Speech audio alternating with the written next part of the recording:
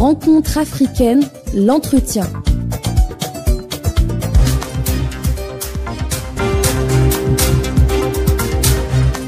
Mesdames et messieurs, bienvenue dans ce nouveau numéro de la Rencontre africaine. Younes Djama avec vous. L'Algérie s'apprête à accueillir un événement économique d'envergure, la 4e édition de la foire commerciale intra-africaine IATF se tiendra en effet du 4 au 10 septembre prochain à Alger. Un événement continental d'envergure devant permettre à l'Algérie de réaffirmer sa place en tant que locomotive de développement au sein de l'Afrique. L'IATF sera placée sous le slogan « Une passerelle vers de nouvelles opportunités ». Cette édition est la plus importante depuis son lancement en 2018 en matière de participation, d'impact et d'accord de partenariat commercial et d'investissement devant être concrétisés. Pour parler de cet événement et de son importance, nous recevons Monsieur Dogad Dogoui, chairman de Africa SMB Forum, plateforme panafricaine de plus de 33 000 entreprises qui connecte les donneurs d'ordre aux fournisseurs, sous-traitants et distributeurs de 53 pays, dont 32 en Afrique. Bonjour Monsieur Dogoui, merci d'avoir accepté notre invitation. Tout d'abord, quelle est l'importance de cet événement et qui reflète, selon vous, le lieu de sa tenue en Algérie en l'occurrence? Et je pense que appuyer sur l'Algérie pour cette intégration, c'est d'abord une marque de reconnaissance de ce que le peuple algérien et l'État algérien a fait pour les autres pays frères d'Afrique. Ensuite, c'est une porte d'entrée magnifique pour les investissements venant du Nord, de l'Ouest ou de l'Est vers le continent africain. Je pense que c'est une manière de reconnaître cela, mais c'est aussi un point de départ parce qu'il est temps aussi d'appeler les entreprises algériennes, les groupes algériens à faire plus encore pour pouvoir le faire, pour faire ce travail, j'allais dire, de reconnexion, d'accompagnement du business dans le commerce intra-africain.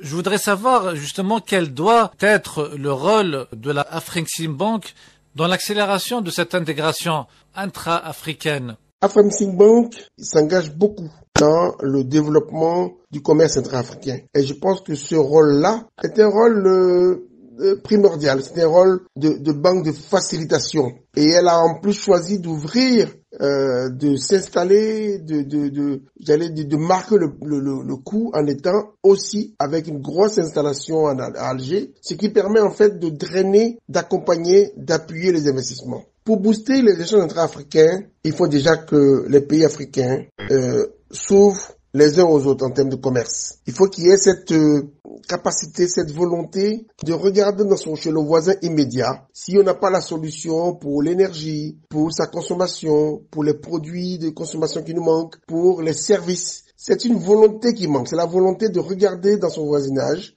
de regarder sur le continent quelles sont les solutions. Et puis je pense que un jour ou l'autre, il faudra arriver à la priorité donnée aux solutions africaines sur le continent. Faire en sorte que, à compétence, à structure égale, à solution égale, mais la prime et la primauté soient données par un pays africain à un autre pays africain. C'est comme ça qu'on passera de 13-15% de change intra-africain à 60% par exemple, comme c'est le cas pour l'Europe. Parce que l'Europe commerce d'abord avec l'Europe avant d'aller voir au-delà de ses frontières. Donc, je pense que l'ensemble des continents doivent s'organiser pour faire, j'allais dire, ce travail, cet accompagnement pour que les pays, il n'y a pas de développement si le développement n'est pas harmonieux, continental et progressif pour chacun de nos pays.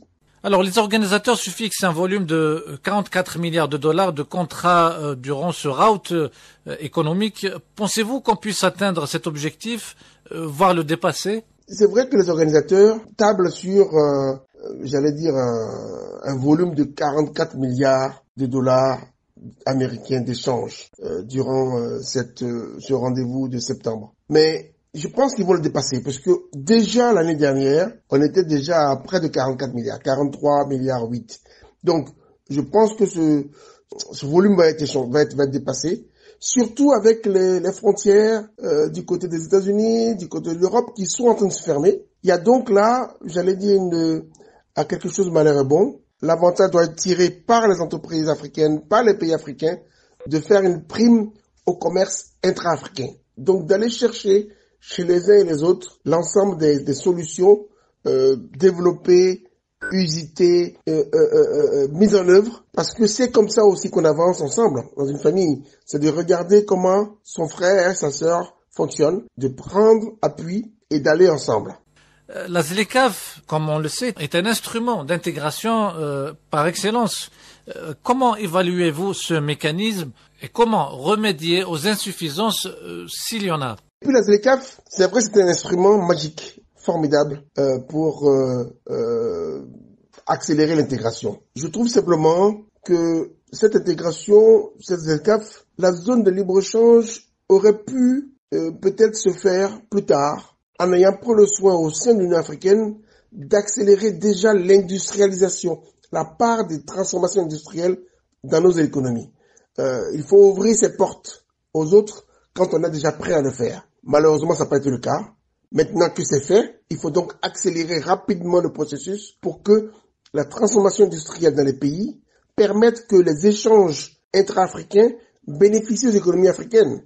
À tout le monde, bien sûr, mais en priorité à celles-là, parce qu'elles auront la capacité de fournir les produits et les services dont les uns et les autres ont besoin. Je pense que c'est en cela que nous allons pouvoir réussir un travail. L'industrialisation, la transformation des mécanismes, la transformation des process, elle est à la fois pour l'agriculture, premier pilier, consommer ce que nous produisons et produire ce que nous avons à consommer. Donc, regardons comment s'assurer de la souveraineté alimentaire sur le continent, parce qu'il y a quand même 300 milliards de dollars qui sont injectés dans l'importation en dehors du continent de produits alimentaires transformés. Donc, il y a quand même là une gageure. Et puis, la transformation, elle est aussi industrielle pour les process, pour les équipements, pour nos routes, pour nos ponts, pour la gestion des déchets, pour la transformation des villes, pour les infrastructures. Il y a dans le continent, il y a sur le continent, il y a dans nos pays suffisamment de compétences d'entreprises, de secteurs variés, mais encore faut-il travailler à la coordination, à la combinaison, à l'accélération des échanges intra-africains. Alors pour terminer, Monsieur Dogui, vous êtes à la tête d'un organisme. Comment comptez-vous apporter votre pierre à cet édifice d'intégration africaine? Pour notre part, Africa SMB, qui est une plateforme que nous avons mis en place en 2012, qui aujourd'hui réunit un peu plus de 33 000 entreprises de 53 pays, 32 en Afrique et 21 hors d'Afrique. Nous connectons des fournisseurs, des donneurs d'ordre, aux équipementiers et aux sous-traitants. Donc, ce que nous pouvons faire et ce que nous allons faire, c'est de signer un contrat qui est en cours avec Afreximbank Bank pour apporter à la plateforme B2B et B2 Business to Government de Afreximbank Bank l'ensemble de nos entreprises qui travaillent sur du commerce intra-africain pour maximiser en fait le réseau fournisseurs, clients, donneurs d'ordre, distributeurs. De façon très concrète, c'est de permettre que quand quelqu'un a une solution sur le continent, il puisse, à travers la plateforme que nous allons connecter à Afreximbank Bank, trouver la solution à sa question, à ses équipements, à sa recherche de solutions pertinentes. Voilà ce que nous allons faire et nous serons présents à Alger pendant ce grand moment du commerce intra-africain. C'est la fin de cette rencontre africaine. Elle vous a été préparée et présentée par Younes Djama.